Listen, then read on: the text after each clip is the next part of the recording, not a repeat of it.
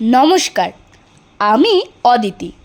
আজকের এই মেঘলা আকাশে আমার কবিতা মেঘ, কবি শঙ্খ ঘোষ। ও আমার মেঘলা আকাশ, এতদিন কোথায় ছিলে? এত যে রাত্রে দিনে ডাকছি সবাই মিলে। চোখে জল ঝরছে নোনা, কিছু কি দায় মানো না? দিয়ে যাও এক ঘটি জল আমাদের শুকনো বিলে।